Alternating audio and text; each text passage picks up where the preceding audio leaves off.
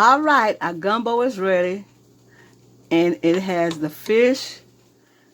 And look at that. You don't even have to cook the fish. You just put it in this hot broth, and it comes out just the way it's supposed to look like. Look at that fish, y'all. Look at that. That's something else coming out the oven. And I just want to show you how this look, and it looks fabulous, don't it? It looks really good. This is the gumbo, the vegan or vegetarian gumbo. Look at that okra in there and the tomatoes. Wow, this is fabulous, y'all. After this presentation, I will show you how to make this wonderful gumbo. Okay? Hi, this is Sandra. I'm here again with another vegan recipe. Yes, I am. I'm here because a lot of people out there have went to vegan and vegetarian, but I'm not going to do all these vegan and vegetarian recipes because they have a lot on YouTube. But I like to share some of mine because my daughter is vegan, and I did that that eggplant spaghetti for her because we was over to her house on election day trying to see what's what. So anyway, what I'm going to do is a vegan fish gumbo. I already have the roux already made, y'all. It's already here, right? You see that? So I'm going to turn it on because I didn't want the roux to get too brown. I really want the roux to be a light brown, but it came up to be a little, not dark brown, but it's fine. It's okay because it's just a fish gumbo, and you want it to be kind of light, not that dark, heavy, authentic gumbo color. Okay, what I'm going to use is some tomatoes, and since this is a vegan-like, we're going to do chunky vegetables, chunky onions, chunky celery, chunky bell pepper, and the garlic. That's the Holy Trinity, supposed to be speaking in New Orleans. So we're going to use that, and then we're going to use whole okra going in there because this is a vegan dish, and you want to have your vegetables kind of whole. And then we got the tomatoes. I got the canned tomatoes that has the canned tomatoes that's, not mushed up or crunched up or diced up. Okay, we're going to use fish. Okay, well, we're going to move this to the side. And while this is warming up, we're going to move that to the side. And I'm going to show you what fish I'm going to use. I'm going to use some mayu. It was marked down at Walmart for $4.22, whereas regular $8.28. And I'm going to get that. And then we're going to use some tilapia. Tilapia was $3.45, marked down to $3.45, and it was $6.38. So I'm going to use these fish. I'm going to cut these up in chunks. That'll be the last thing that go in there. Since we're speaking of fish, I did a broth, and this is a fish broth right here that I'm going to put with this vegan gumbo. I got the mackerels. Now, the mackerels is the strongest fish that I know. Anybody who has fixed mackerels, I will know how strong they are in your home. The mackerels, croquettes, some people will cook those mackerel croquettes outside because the lingering aroma of the mackerels in your home stays in a long time. So we're going to use that to make the broth. In this broth, I have bay leaves, portrait season, and parsley flakes, and a can of the broth and a can of water. And I already made that up. So what we're going to do is start getting this together once this starts coming back up, and we'll show you what we're going to do next, okay?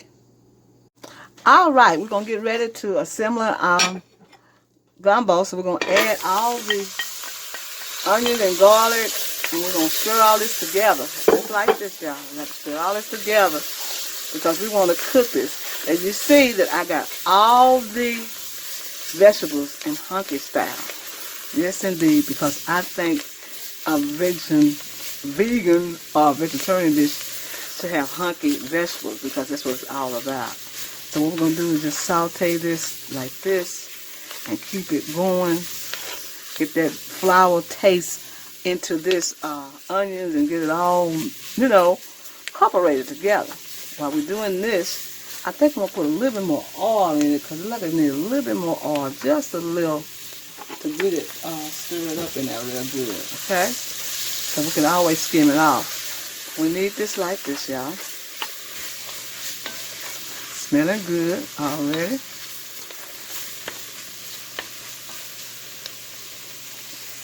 Alright, what we're going to do now is add black pepper.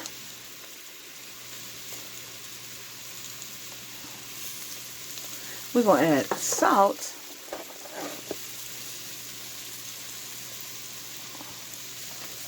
We're going to add thyme.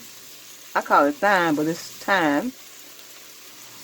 Add that into that. Just like that. I'll stir it around. Get all that incorporated, y'all. Just like this. Just like that. Smelling good already, y'all. And then we're going to add some basil.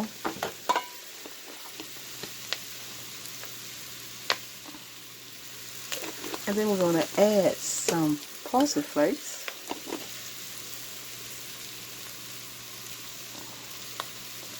And we're going to add some cayenne pepper. And it depends on how you want your pepper, how you want your spice. So we're just going to put just a little dab right now because it will get away with you. Yes, it will. So we're going to stir this all up in here again. Get it all blended. Just like this. And we're going to do this about 5 minutes. And I know you don't want to sit here and see me doing this in 5 minutes. Alright, now after the 5 minutes have been cooked, now we're going to do is add our okra. We'll add our okra in, just like that. Take the slime out, just like that. And let it cook until it get kind of cooked in there also. Just gentle, y'all. Just gentle. Not so stirring hard. Just a little gentle like that. We'll do that another 5 minutes. I'll be right back.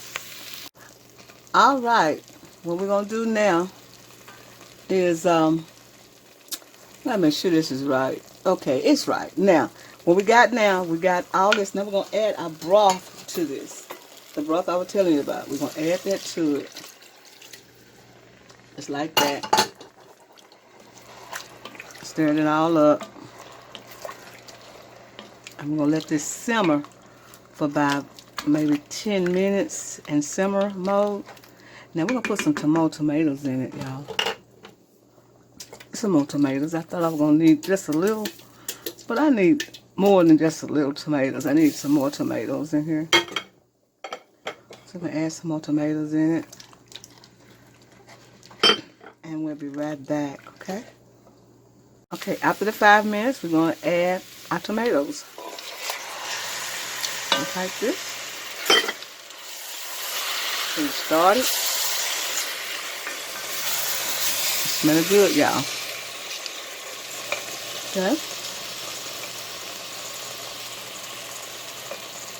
After we are waiting on our gumbo to cook about 10 to 20 minutes to get that flour taste out of the gumbo's substance, you can season your fish with garlic powder, onion powder, oregano, basil, parsley flakes, thyme. I call it thyme, but it's thyme, and cayenne pepper, and let it marinate inside the fish.